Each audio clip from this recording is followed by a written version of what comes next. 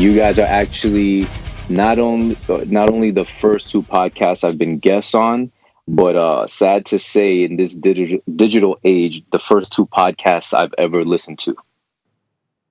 That's not sad. That's awesome for us. Because I'd like to point out that I was looking at, I don't look at our podcast under iTunes very often. I'm always on Stitcher.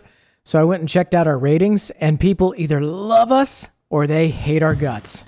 So we must be doing something right. Perfect. There's no telling what comments we made that got those 1-star reviews, but hey. Dude, this day and age, you could sneeze and offend somebody. So, you know what I'm saying? It's like, it's ridiculous. Well, we didn't start this podcast not to offend anybody, so we're good. Dude, I think the funniest and most cool story you guys have told, or that I like, I should say, is how you guys met when Zach went to your book signing. And you guys have said it more than once. And so I could respect it, dude, as an author, be like, yo, dude, read my book or not. Just, you want me to sign it? You know what I'm saying? That's it. You know what I'm saying? Like, I said, yo, dude, I can totally respect that. It's like, because that's what it is sometimes. Sometimes, I guess people in like your position, putting out a product, get so roped up into trying to please the customer, please the reader, whatever it is, that, you know what, they're willing to kiss ass to whatever extent possible. But it's like, if you go ahead, I'm sorry. No, here's the thing. When you do that, you sort of draw a line, and then you keep moving that line to please more and more people. And before you know it, you're not yourself anymore. You've become something totally fake and false, and that's not what Zach or I are about. So if we keep putting out content and getting 1-star reviews, who cares? We're doing this for us.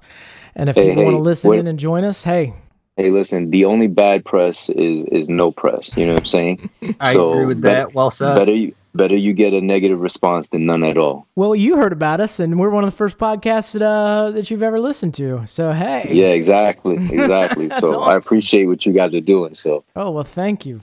Are we good, Zach? So Cliff and I kind of linked up on Instagram, and I can't remember if he followed me first or vice versa, but I saw Cliff was getting after it, man. And this dude shoots every day, and I love it, man. I mean, I can't hit the gym like an animal like Patrick every day because my spine is made of like wet paper towels. Damn. So it's awesome. You know, I see this dude in New York City, and I got that right. You're in New York City, right? Yeah. And this dude is just shooting a bow in the middle of an urban environment, and I was just captivated. Like, this dude gets after it. So Cliff, like, what got you into it, man? Because there's from my understanding, not a huge bow hunting scene in New York City, dude. Like that when I saw that, I about fell over. Not a huge hunting scene in New York City. yeah, you'd be surprised, right? But all right, so I've been fascinated with archery since I was a kid. Like, you could think back to, I'm a fan of like the old black and white Errol Flynn movie, The Adventures of Robin Hood. I am a fan of, it's a guilty pleasure, but Kevin Costner's Robin Hood, Prince of Thieves. I used to read a lot of, stories of, who can I name? William Tell, things like that, a lot of Greek mythology. So I've always been fascinated like that. And archery was something I was always interested in. But where, I grew up, I was born and raised in Brooklyn. I live in Queens now. And where I grew up, archery wasn't necessarily something that was available to kids, in my neighborhood. The only time I ever heard of archery was when I went to a private high school for a few years, and that was even like a sport of affluence. It was with money who shot archery. You know what I'm saying? Now, fast forward to to 2017, and honestly, I was out one day. My cousin and his daughter actually, as just sort of a hobby, you know what I'm saying, they had picked it up as something they could do together. I was out with him. We went out to one of those big box stores, and he was doing something, getting something tweaked on his bow. And I was just like, you know what? I'm getting one. And I just went ahead, pulled the trigger on it, got a bow, got everything set up. And I didn't get a chance to shoot for much of 2018, had a lot going on. But like let's see, winter of 2018, I was just like, yo, I really need to get back into this, really do this. And the more I got into it, for some reason, I remember just thinking about hunting. And it was something that me and my cousin were talking about that would like to do in the future. And I was like, you know what, forget the future. I waited this long to just get a bow. You know what? I want to go hunting now. That's right. You know what I'm saying? So I started doing some research, started reading. And the more and more I read up on it, more YouTube videos I watched, more people I saw on Instagram or on social media in general, the more in love I fell with the idea. The more in love I fell in. Am I saying it right? Either way, I liked it a lot. I liked it a lot. You know what I'm saying? Hey, and just dude, wanted to do it. I think that's, that is a courageous thing to do, in that you're right. I mean, a lot of folks that bow hunt, it's expensive, and you're right. You do got to have some sort of affluence. And now we're kind of fortunate that we're living in the good old days of modern bow hunting, because you can get a good bow and not have to be some ritzy jerk, and you can hit the woods and actually hunt, which is awesome, which is good for a guy like me, because I am not made of money. And I'll tell you what, my wife gets mad. I Robin Hooded 2 arrows the other day, and that was $50 down the drain. I saw that. I still got bruises, you know what I mean? But like, I keep them under my clothes so I don't see, nobody sees them. But so she just gave me like a little bit of a whooping. But there's not much woods in Queens.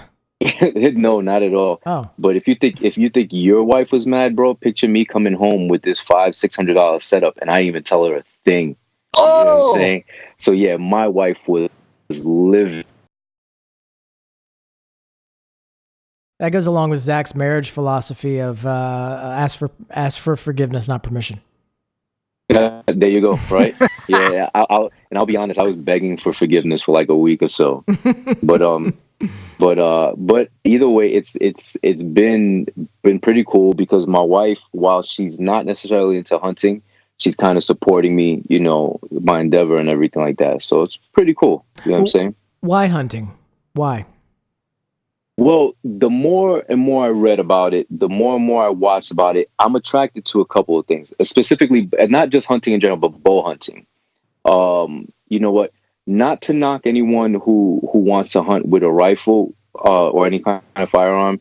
I feel like bow hunting brings us back to like the days of like when archery was like invented, when you were hunting to eat. You know what I'm saying?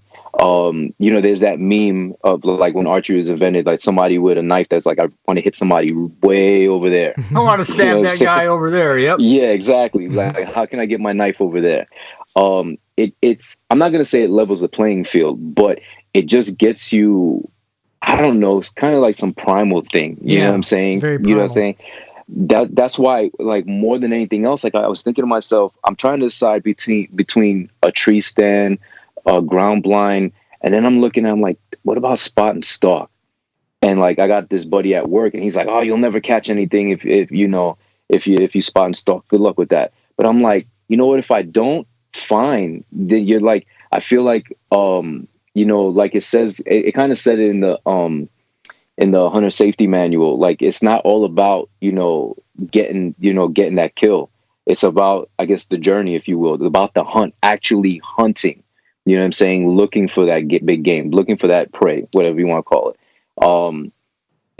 I don't know. It's just something becomes really instinctive and about being out in the woods and just doing your thing, you and whatever, animal you're trying to hunt, and just getting after it. I agree. I will say that with your friend that said that you could never stalk an animal, I shot 3 deer this year. All 3 of them, I walked up on them. I'm a huge believer in hunting in the worst weather possible. I shot my last deer of the season in a blizzard conditions where they shut down all travel in the county. So no vehicles are allowed to go, state of emergency. So me, I'm brilliant. So I jump in my truck and start drive right into the heart of the storm. And I walked up on a deer 20 yards away, and it was snowing so hard. The deer had no idea I was there. I sat down, and I was hunting with a muzzleloader, my musket, and just, piled him. And that was that. When you drove out there, did you have the safety feature loaded on your muzzleloader? No, what I do is I'll drive with my muzzleloader loaded, and then I put it in my mouth. So if I hit a bump hard enough. So yeah, you know me, man. I'm real first, safe. Right? Safety first, right? then teamwork. You know what I mean? Yeah, and what I do is, it's just like I load another one in case I have a passenger, just in case they want to get down on it. You know what I mean? There you go. Because sharing is caring. So as far as the tree stand thing goes, Cliff, I don't like them. I really don't. I hunt out of them. Don't get me wrong. It's just, man, you just sit in one place. That's boring as hell. The ground blind thing, I think, does work in certain applications where you're sitting on like a good choke point. Getting you off the ground, it gets rid of some of your smell. But you know what's not going to happen to you on a ground blind? Falling to your death. And I'm telling you right now, there's only two types of hunters that hunt on a tree stand. Guys that have fallen out and guys that haven't fallen out yet. And I've fallen out 3 times, and thank God I haven't been grievously injured yet. But I had one buddy fell out, shattered his ankle. I had another buddy fall out. He's paralyzed from the waist down. And the more it happens, the more I'm like, nah, no, sir. I stay on the ground now. You gotta wear that seatbelt, son. Spot and stalk it is. Damn. Yeah, so what I'm looking at getting this year is called a tree saddle. So, like, you know when you see, like, linemen climbing telephone poles, they got, like, a harness on? I just watched the review today. Yeah, those things are money. And, Are they? Yeah, you can't fall out. You're tethered to the tree. So even if you slip, you just get stuck on your own rope, but it's on your waist. So it's not like you can hang yourself. You can't fall out of your harness even if you flip upside down. You might flip upside down and drop your bow and look like an idiot for a minute, but all you do is right yourself, you get right back up. Cool. So that part of it, yeah, for sure. As far as like getting back to nature and doing that instinctive thing, you'll find out, you'll be like, man, I'm walking so slow, but animals are just blowing out of the woods around you. You have to think about every single step you take, every breath you take, every sniffle, sneeze, cough, everything rattling in your pockets. I mean, it really requires you to think about your physical being as it affects and the causal relationships with nature around you every single nanosecond of the time that you're in the woods. So the first time I went deer hunting, I got to tell this story. I went with a buddy of mine, and we were on his parents' property, and he was teaching me everything. It was like, yo, man, make sure that you got this and that and that. And he would start creeping off into the woods. He's trying to teach me how to be quiet. Oh, man, I'm just being so quiet. We're just creeping right into to his tree stand. I'm like, I'm doing good. And, I'm being real quiet. And ding ding ding ding ding ding ding. Ding, ding, ding, ding, ding. This guy turns around with me looks at me with his gun and says, "Get out of my woods." So I thought I always have my phone on vibrate, just not today. Yep, that'll happen. I've seen it happen more than once. I was so embarrassed. Anyway, y'all continue. So, and as far as like killing an animal, if that's the only reason that you're walking in the woods as a hunter, man, you're missing all the fun. I mean, I take pictures of birds. Like, I had an owl land like 3 feet away from me, and we were both very startled. Me and the owl. We both just about fell out of the tree. And so it was, I have seen foxes kill rabbits. I've seen fishers in their natural environment. I mean, bears, eagles, whatever, you name it. So much awesome stuff happens. You don't have to kill a deer. If I killed a deer every time I went out last year, I would have killed like 100 deer. All right. I shot 5, and I probably hunted as hard last year as I have any other year, and it's not what it's about. I probably passed up 200. It's about the journey, not the destination. That's right. Agreed. So, Cliff, where do you go to shoot? They have a archery range there in Queens or surrounding area? Yeah. There's actually 4 ranges that I know of in the 5 boroughs. There's probably more, but there are 2 ranges out here in Queens that I've gone to. But I really didn't like the vibe in there. So what I did was I bought my own target in December of last year, and I was lucky enough to have this one company, the owner of this one company on my route. He has this warehouse space, and he was pretty cool. He was like, yeah, you could come in and shoot. So like every day during lunch, I just set up my target 20 yards and I shoot in this warehouse space. That's awesome. So yeah. So when you said you went to the indoor range and you weren't feeling it, like, what do you mean? Well, all right. what it is that, all right, so I bought my bow from one of these big box stores, right? One of the package bows comes with everything on it, the sight, the rest, the whole nine. Yeah, they're ready to shoot. Yeah, you can't beat it. That's what exactly. So then I took it to this one this one range, and the way they act in some ranges is like, if you don't buy your bow from them, they really don't want anything to do with you. You know what I'm saying? They don't want anything to do with your bow. And so that was kind of like red flag for me. But the thing is, and what bothered me is this was at the point I just got my bow. I'm so psyched. I'm trying to learn, as much about archery as possible. And then I get there, and you know what? I'm kind of like a fish out of water when I'm walking into this place. 'Cause I've got, I got my, baggy jeans on, pair of Jordans, a hoodie, stuff like that.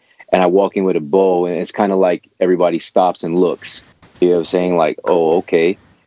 This guy has no clue what he's doing. And to a certain extent, I don't. You know what I'm saying? But I've watched enough YouTube videos to get an idea of what my form's going to be.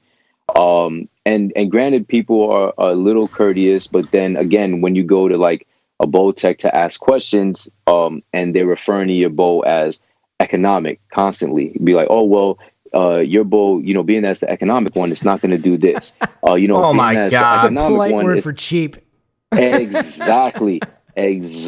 Come on. And in the back of my mind, I'm like, all right, you know what? I'm not going to be, I'm sorry for cussing, but it's like, I don't want to be an asshole. You know what I'm saying? And be like, just call my bow cheap. You know what I'm saying? Just let's, get rid of the pleasantries. Tell me my bow is cheap, so we can get on with it. And you want me to buy, one of these $1,000 and up bow. So right now, a lot of the information that I get regarding archery and bow hunting is, YouTube or any books I can read, and any like stuff I hear you guys, talk about, and like, and Zach has been awesome with, sharing information. Like, that's how I think we got off to begin with. I think I may have seen one of his pick on Instagram, to be exact. And, he was cool about answering my questions. I DM'd him, you know what I'm saying? That's one of the greatest things about this sport, specifically hunting, is everyone is really forthcoming with information. You know what I'm saying? So it's not like any one person has been like, nah, dude, I'm not answering your question. It seems like everyone is a lot more welcoming on social media than they have been in my city when I go to a place in person. As a matter of fact, no, you know what? I'm wrong. You know what? The kid, the bow tech at the big box store, he was really cool. And so I've developed a relationship with him where, even though it's like a hour and a half with traffic, to get there, I'll go to him, you know what I'm saying, with questions about my bow, or even just buying more product. Because truth be told, that range out here could have just been really cool with me. And, you know what I'm saying? And I could have bought, more business to them. You know what I'm saying? And it's like, it's just, I don't know, really annoying when it gets like that. Because like I said, it's a total different vibe, like I said, from social media and then dealing with people in person. See, the part of you walking in and for lack of a better term, being like racially profiled is fucking outrageous. And then to call your bow economic, it's just like, it's like a double racism in my opinion. And so that's just mind numbing. I'm telling you right now, I wish I could have been in the room, only because if you would have walked in what you described yourself as wearing, I would have jumped all over the opportunity to shoot with you, because you have got to be like, you'd be a unicorn where I live. It would be like, you'd be like a fucking celebrity, man. That would be awesome. So that part of it is ridiculous. And as far as like the economic thing goes, like, okay, understanding what a bow is an instrument used to kill an animal. And I will tell you this from experience. You can use a $100 bow to kill a deer, because I've done it. My dad is the best bow hunter that I know. And he uses a 1994, the year 1994, Matthews Solo Cam Ultralight. This bow is so old, they don't even make arrows for it anymore. He can't even buy parts. Like, this thing is that old. He goes out, he shoots 3 arrows every year. He shoots 2 during practice to remind me that I suck. And then he shoots the third one at a buck. Every year he kills a buck, and then he rubs my nose in it for another calendar year. Well, he's saying he bought a $500 bow. If his bow's economical, mine was $300. What does that make mine? Oh, you're poor, man. Yeah, right? You're poor. Well, Get out of here. That's obvious. No, but it's so dumb. That. It's so dumb, dude, because it does not matter. You can go out into the woods with a $300 bow and a pair of blue jeans and a hoodie and still kill a deer just as good as the guy with a $1,200 or $1,000 bow wearing all Kuiu gear. The only difference between the guy with the cheaper gear and the guy with the better gear is that one of those guys is probably less of an asshole than the other one. Well, here's the thing, and this takes me back to the music world when I used to play in bands and stuff all the time. People used to love, like gear junkies used to love to talk gear with me, and I did not want to talk gear. I'd love to talk music with you, but I'm not interested in gear. Gear is a tool. That's like, do you go up to a carpenter and say, hey, man, what kind of hammer you got? It's a hammer. It's a damn hammer. It puts a nail in a piece of wood. That's what I use. And, like this hammer was handed down to me from my grandfather. Who gives a crap what name brand you have on that hammer?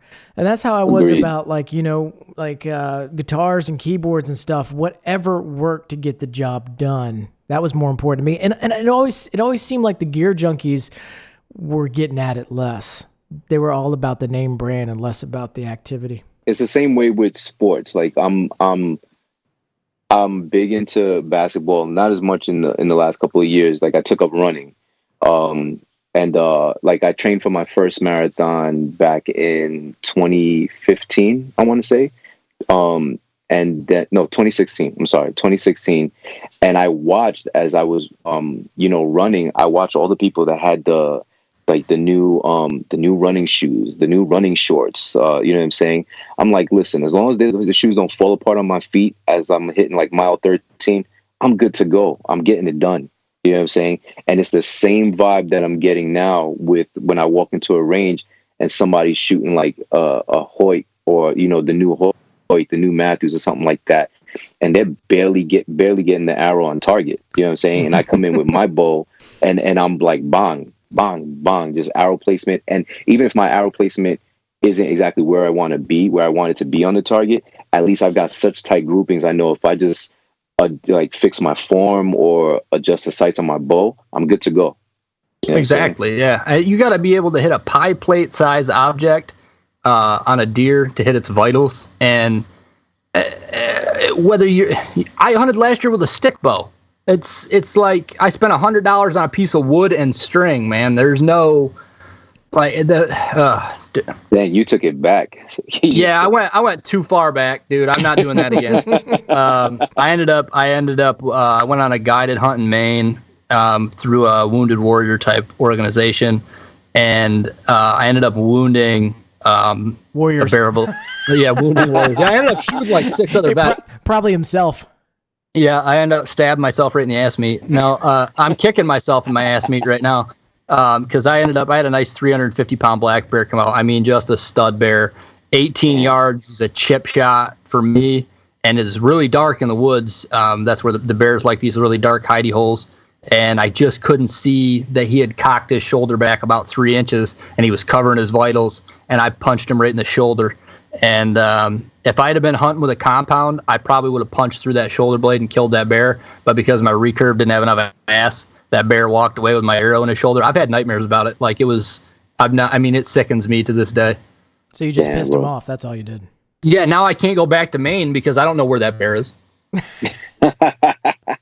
So, but no, Cliff, understand, man, there's definitely elitists out there that they think they're probably better than you. And understand this, you shoot so much that every micro movement, micro adjustment that you need to make your bow do what you want it to do. And when a deer comes out at 20 yards, it doesn't matter what's in your hands. You're going to nail it. That's what matters.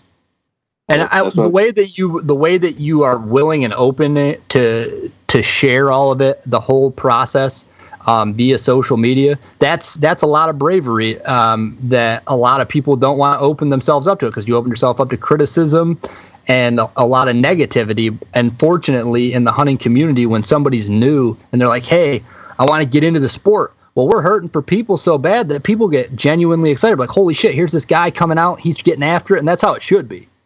Yeah, see, that's what it is. And I'll be honest, I think it's when I first started looking for help on social media, I wanted to look for people like myself, you know what I'm saying, people of color.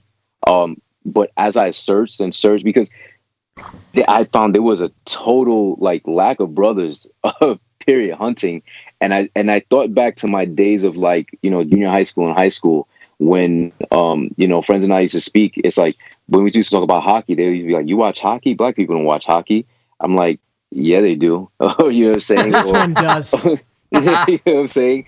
And just things like that. Because I mean, I think anyone, I think it's just human nature. Anyone new to something that has like a large group of people who participate in it, first thing you try to look for are people like yourself. You try to look for something, people with similar interests who look like you, think like you, whatever it is. So, you know, unfortunately, it's I was looking for, you know, more people of color, you know what I'm saying, who hunt, or then I was looking for New Yorkers who hunt, couldn't find that. Then I was like, damn, you know what? It's like, I think I could count on one hand right now the number of black guys I know through social media that hunt. You know what I'm saying? Damn. So yeah, I'm like, it's one of two things. It's either that black men don't hunt, or they just don't post it on social media. You know what I'm saying? I feel like it's either one of two things is happening. Either it's becoming more prevalent, or they've just, all those, as you say, brothers have friended me. I'll say this. I think the hunting community is actually really missing out, because I look at the black community as like a vastly underrepresented portion of what could be a huge resource to the hunting community, because there's a certain style and flavor that comes along with black folks that I think would make the hunting community so much fucking funner. And I don't know if funner's a word. We would bring soul to it. That's all. That's what I'm saying, man. It's just like you get all these fucking yuppies, dude, that are like the crackerest fucking crackers in the world, and you're like, you're so white it hurts. And if we had just like some fucking flavor, dude, and I'll say flavor, that's the best way I can describe it. It's just like a flair, a fucking, like a genuine jolly fucking happiness that I've always been able to enjoy when I'm around my black friends, that it's just not there. And on top of it, if we're in a hunting situation, culturally, I've been conditioned as a white male to see something one way, and where you as a black male would look at me and go, well, I see it differently. This is how we could go about it. All of a sudden, we both just fucking learned something. And that part of it is missing. It's underrepresented, and it's totally missing, and it's agonizing for me, honestly. No, I hear you. But the thing is, as I learn more about the sport and how welcoming everyone has been, because I didn't realize that there was such, I guess the number of hunters out there are dwindling, and like people are looking for the sport. You know, the number of hunters out there just increase. You know, get more and more people in the sport. I've been learning more and more that it's not about race. You know what I'm saying? Though I would like to see more people of color, you know, in the sport. And then I guess I like, at the risk of sounding like, I guess, being Jackie Robinson or something like that. You know what I'm saying? I'm not trying to break barriers or nothing like that. I'm just trying to get more and more people into the sport.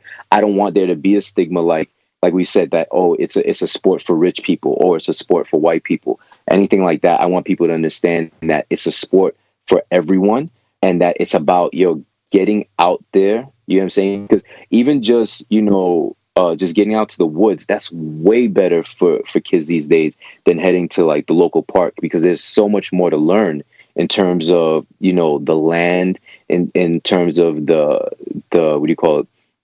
The animals in the area, just about wildlife in general. So right. It's funny because my wife sat me down yesterday, and she and I spoke like, I hit 1,000 followers last week, and she was like, yo, so where do you want to go with this? And I was like, honestly, at first it was about just educating people, who are new to archery by sharing my journey. Then it was about, telling people about what's going on, in archery and hunting in New York City. Now it's just about like, I want everyone, regardless of race or, whatever it is, to just understand like hunting is for everybody. You know what I'm saying? It's while, I'm saying I am black and there's very few, it seems like, again, and this is from what I've seen on social media. I could be wrong. You know what I'm saying? I don't mind admitting if somebody listens to this podcast and be like, oh, you're wrong, there's plenty of black hunters out there. You know what? I'm cool with it. Just, point them out. I like to reach out to anyone and everyone about their experience in hunting, in bull hunting specifically.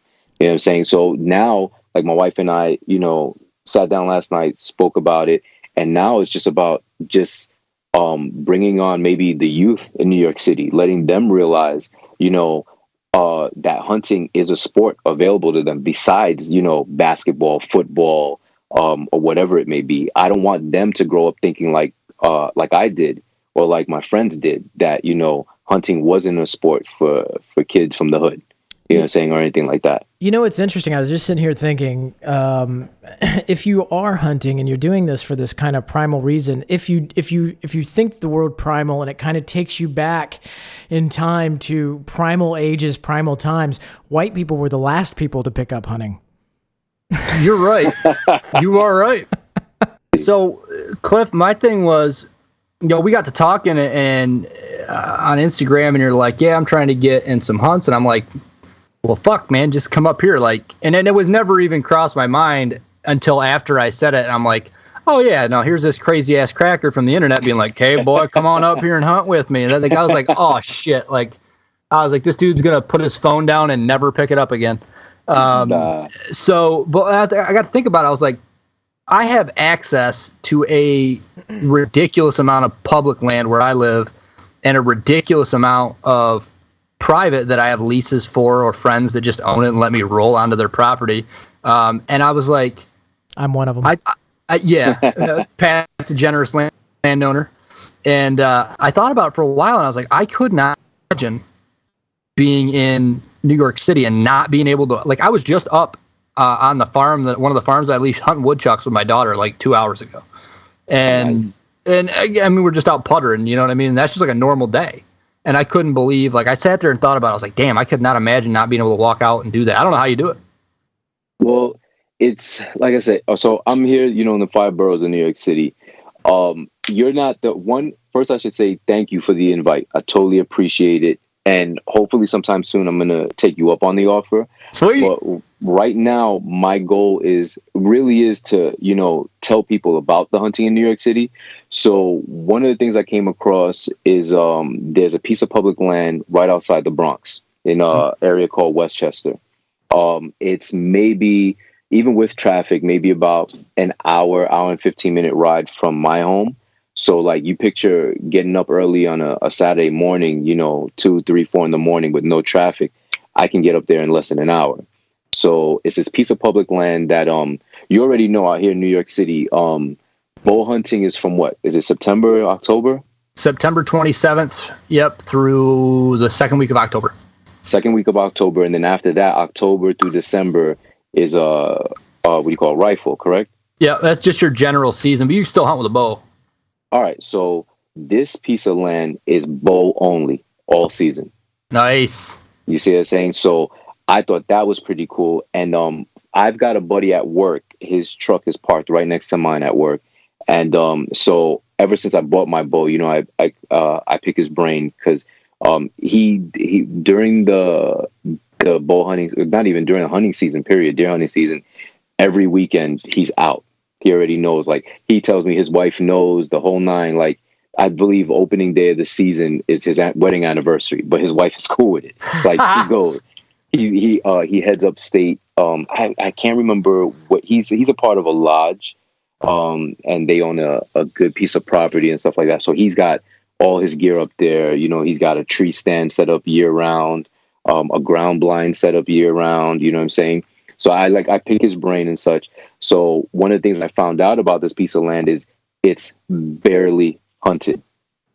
Barely hunted. He's talked about that many times.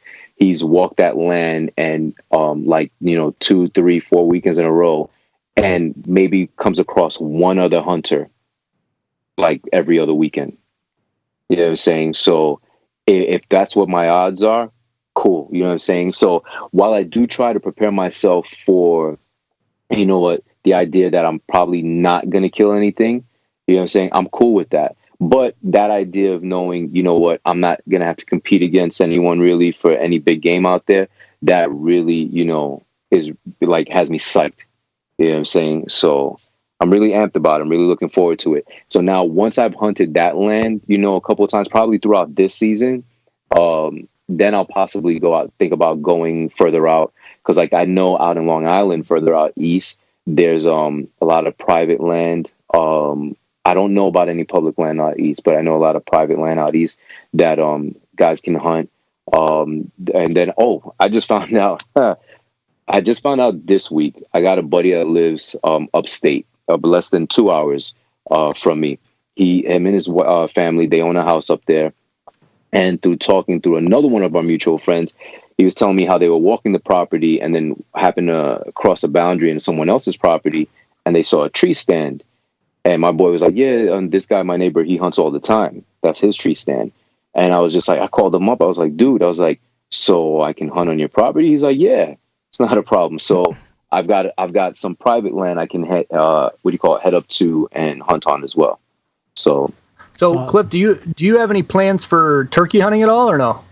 No, unfortunately, what happened is I don't get to take my hunter safety class until May 18th, I want to say, Saturday, May 18th. Yep.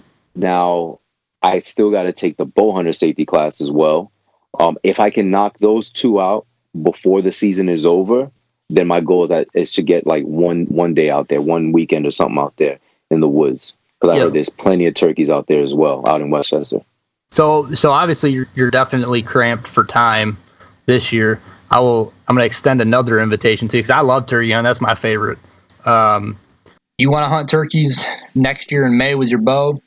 I got you. I'm just picturing you getting a deer and strapping it to the hood of your car and driving back into Queens and skinning it right there on the street of New York.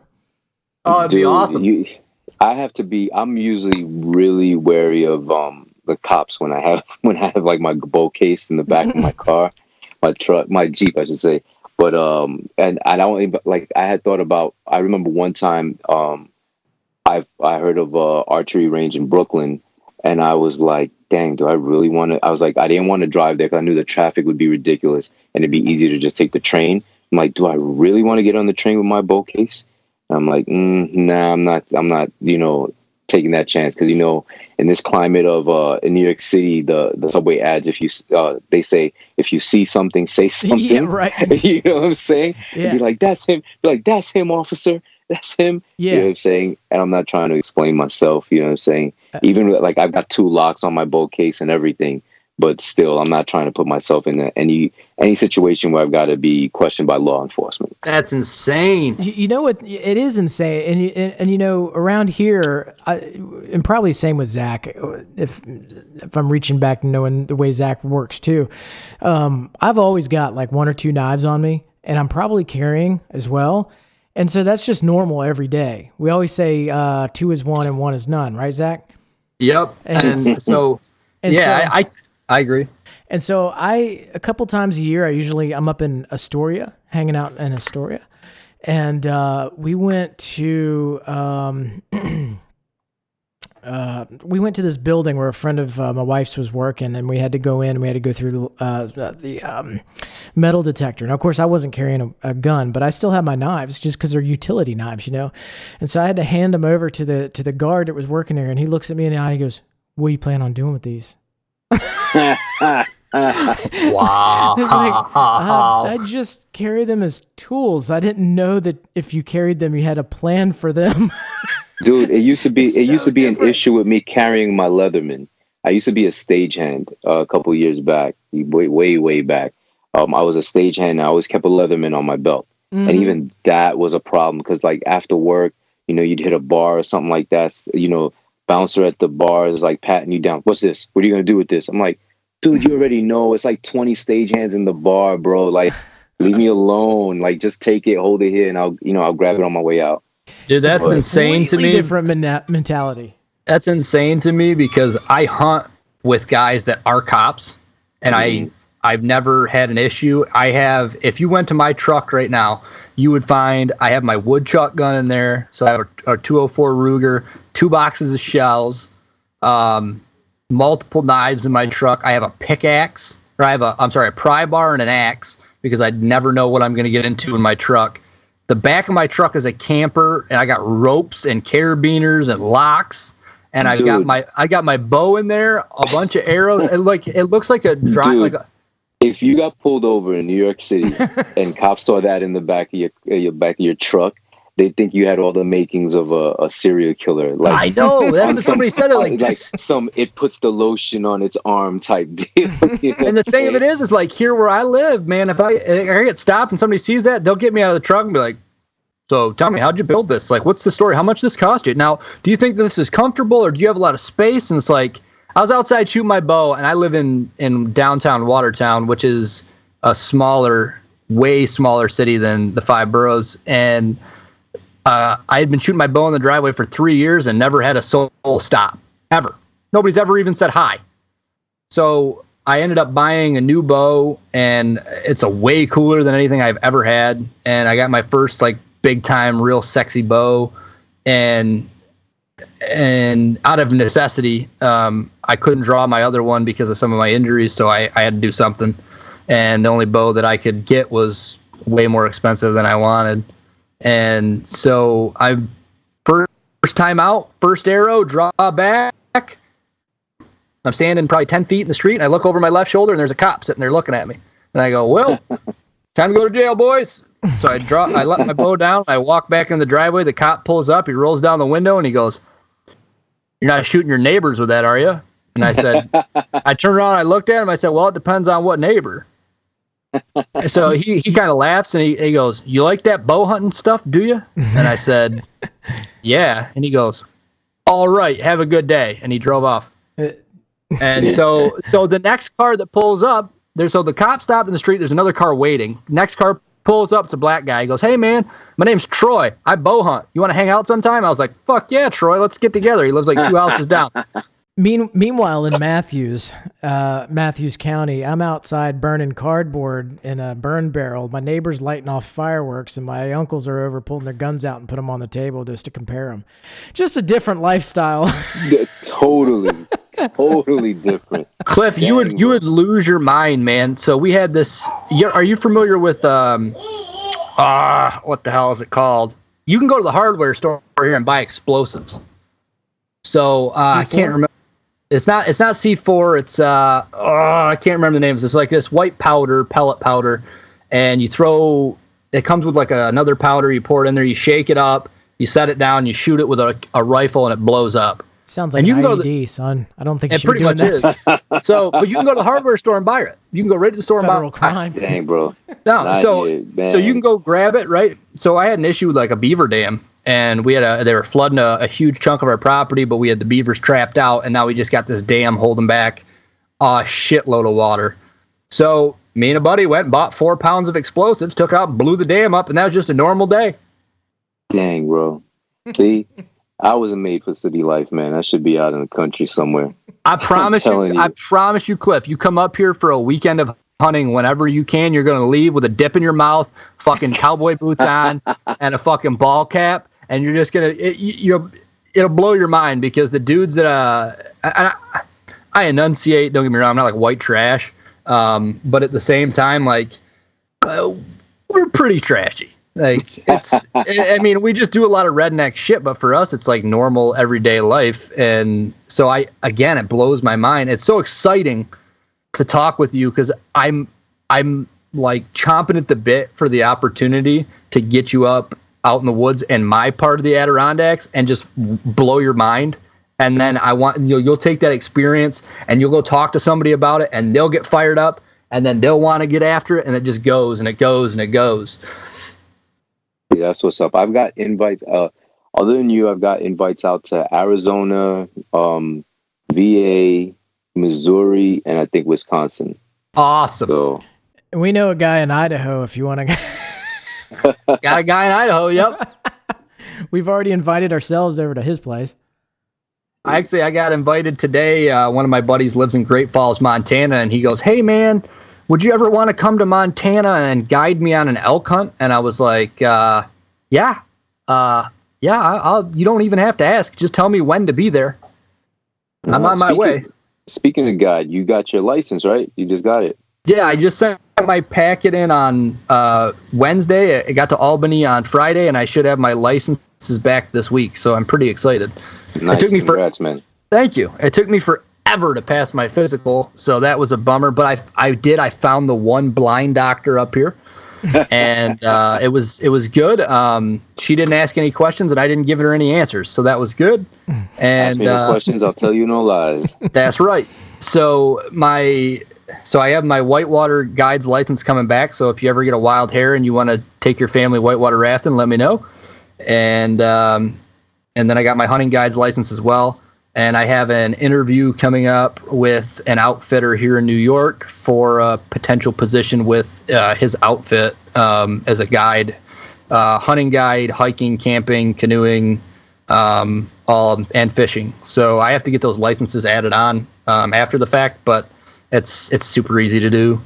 Well, I'll be honest with you. Like you saying that a couple of weeks back when you were telling me about you becoming a licensed guide, I was kind of looking into it myself because I'm like, if hunting or if hunters are that scarce in New York City, there's got to be people who are interested in it and, or looking for someone to, take them out on a hunt, close by.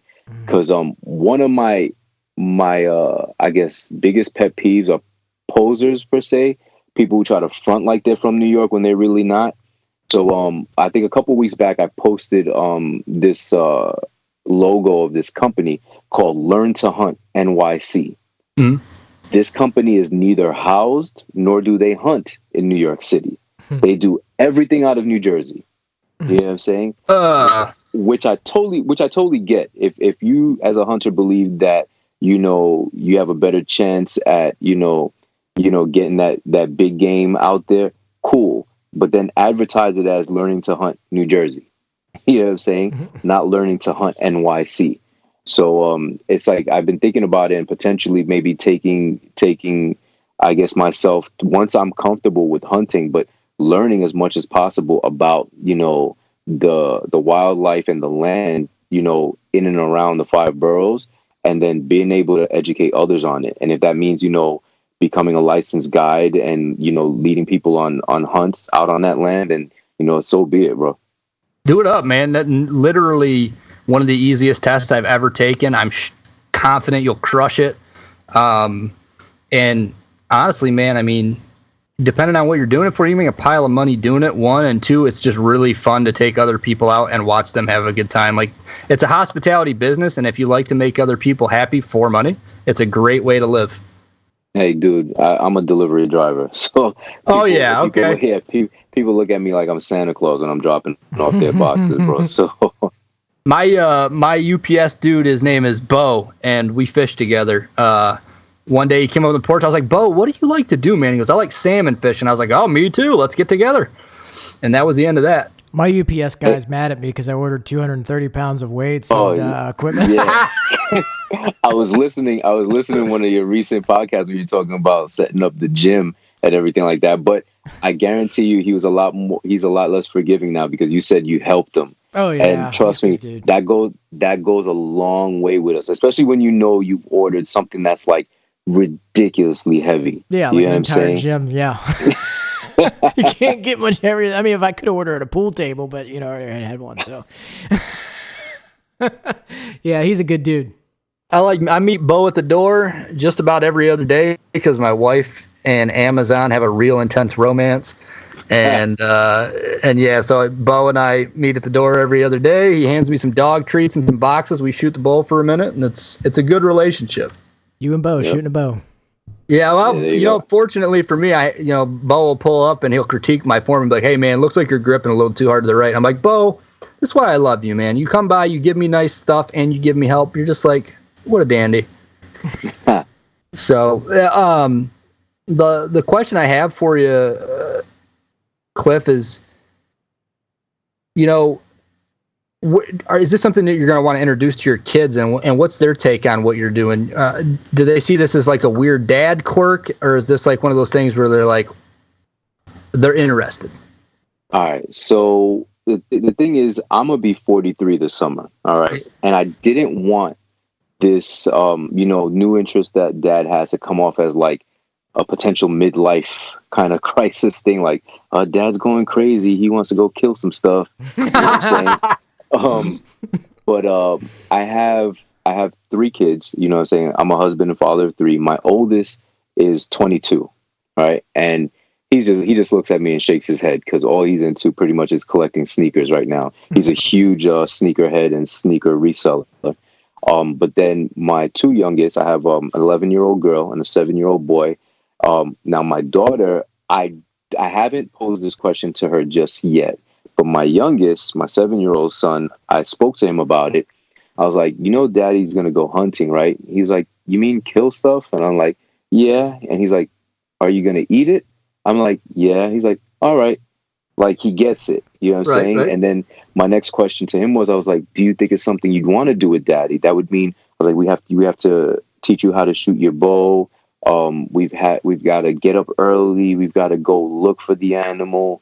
And he's like, yeah. He goes, and we get to keep it and cook it and stuff. And I'm like, yep. So far, my little man, it seems like it's something he's interested in, would be willing to do. That's awesome. Yeah. That's cool. So now it's just a matter of talking my wife into it. But what do you call it? But my wife has been, like I said, pretty supportive. She actually bought 2 bows, one for my daughter, one for my son. Got like the lightest compound bow for my daughter, and then this one, I don't know what to call it, honestly, the type of bow, but it's not a compound bow. It's more like a trad bow, a traditional bow. But it's light enough where the draw weight isn't too crazy for my little man, so he can get used to shooting. We just bought them 2 foam targets last week, so it's just a matter of me setting up their bows, because I believe my daughter's bow, the compound bow, is easy to set up. Just put the sight on and so on, and then just getting them shooting. The truth is, my kids are not the type of kids who like to stay inside all day. Granted, they could watch TV and play video games all day, but they equally like, being outside, getting the fresh air. So we love to be out in, like, my mother-in-law's backyard playing hoops. They're roller skating, riding their bikes, things like that. But I think they'd have an even more awesome time if I get them out of the city and into the woods. Like, my kids are like way smarter than I am. So it's one of those things where they're gonna have a ton of questions, and I want to be the dad that can answer them. Be like, yeah, this plant is so and so, don't touch it, and this plant is this. And like, oh, there goes the owl that landed next to Zach in the tree. You know what I'm saying? So that's awesome. So it's just, I guess as a parent, one, we want our kids to be better than us, so we try to pass on as much of what we know as possible. And I guess in being a dad, I try to learn as much as possible just so I could be able to teach my kids that. And I guess hunting is just, basketball is my first love as a sport. And luckily enough, my kids love that sport. Now, hunting is something I'm growing to love. Like I said, it's a childhood fantasy coming to life for me. So it's something now that I want to pass on to my kids as well. Hopefully, it seems like my youngest is interested. Hopefully my daughter will be as well. And then just see where it takes us from there. I love it, man. I'm in the same boat. All my kids have bows. My 2-year-old has a bow, and he's got a long bow. And it's fun to watch him shoot, but it's also dangerous. So it's just the right amount of danger in parenting where you're like, my kid's having a great time, and I might have to go to the ER. So I love it, man. And it took my wife, as far as the wife front goes, trying to get him into it. When my wife and I got married, she said there will be no hunting in our house, and there will be no guns. And I laughed and I laughed and I laughed. She's probably laughing at that now. And then I changed my pants because I peed my pants, and then I laughed some more because I grew up. I got my first gun at 5. I had my first bow at 5. My dad every year, when I turned 12, my dad bought me a 22. When I turned 14, I had my first bow in my hand, and I was in a tree stand. I got my first bow 2 weeks prior to bow season, passed my bow hunter safety course, and was hunting opening day. And I had no experience. I didn't know what I was doing. I was terrified. And then for my 16th birthday, my dad bought me a rifle. I've been hunting ever since. And so my wife knew this when we got married because opening day of hunting season would roll around, and that's her birthday. And I'm like, and I would just fall off the face of the earth. And this was back when we were in high school and that kind of thing. I would just disappear for months. And she was like, "Where have you been?" I'm like, "I've been in the woods." And she's like, "You don't come out?" And I'm like, "No." She's like, "Well, when do you shower?" And I'm like, "Well, I don't. I don't. I'm just gross." And she just was like, "Oh, that's weird." Well, she didn't think it was like, haha, it was funny to her. Well, we got married. So a couple of months go by, we have a baby, and all of a sudden there's a bunch of break-ins in the neighborhood. She's terrified. She doesn't know what to do. I'm like, I have a solution. So I end up getting a street sweeper shotgun, brought it home, and we have an infant at the time, and she is losing her mind. What if the baby gets the gun? Think about the babies. And of course, I start laughing at her. I go, "Ashlyn, look, if our 4-month-old daughter can get out of her crib, crawl over to the shotgun, combat load it, cock it, put it in her mouth, take the safety off, and pull the trigger, I'm sending her. She's going to be a Navy fucking SEAL." Facts. So there you go. So that was our first gun, and she didn't want anything to do with it, and I ended up selling it later.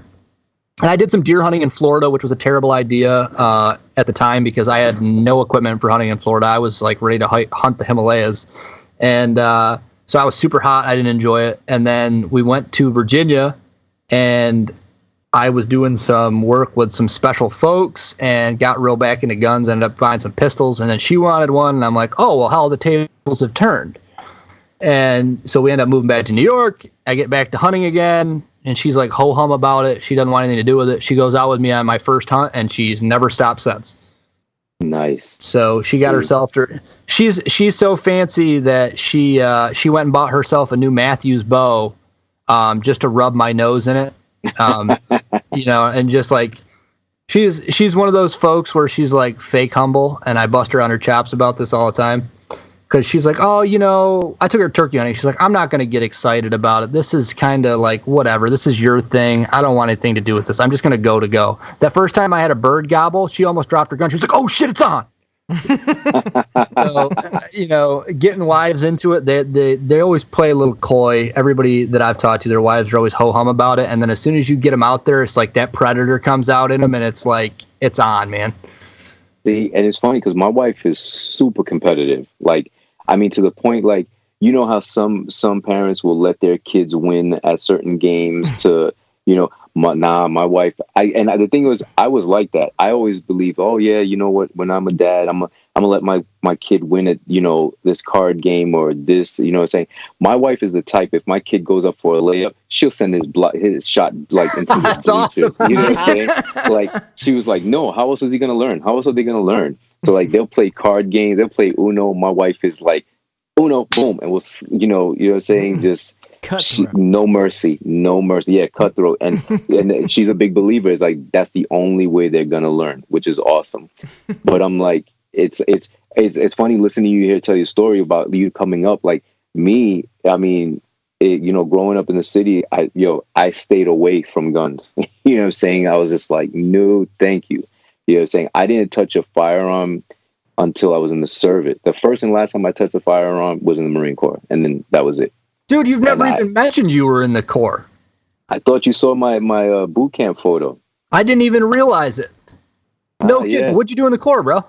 I was a field radio operator. No kidding. Battery operated grunt, brother. Yep. Dude, badass, man. I spent the majority of my time in the Navy with the Corps, and I gotta say, you guys love being treated bad. It's weird.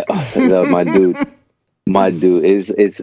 Honestly, it's, again, I don't knock anyone who served. I thank everyone who has served, who currently serves. But the highlight of my military career was boot camp, and it ended at that.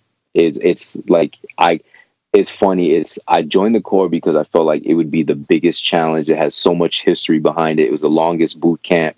And I've never been one to shy away from, a challenge whatsoever. So, I dove into that, and then I loved boot camp. I mean, it kicked my ass in every possible way and every positive way that it could. But I got out to the fleet, man, and it was just like night and day, honestly, night and day. A lot of the stuff I went through when I was out in the fleet, I was just like, it felt like I was still home sometimes. But other than that, though, boot camp, highlight of my life. Highlight of my life. See, I knew there was something. I was talking with Cliff, and I'm like, man, something about this dude. He's like family. And then all of a sudden, you're like, oh, I was in the Corps. I'm like, there it is. That's what it was right there. I knew it, man. We just got to make sure we end this podcast with me calling you Squid and you calling me a jarhead. Okay. All right, jarhead. All right, Squid.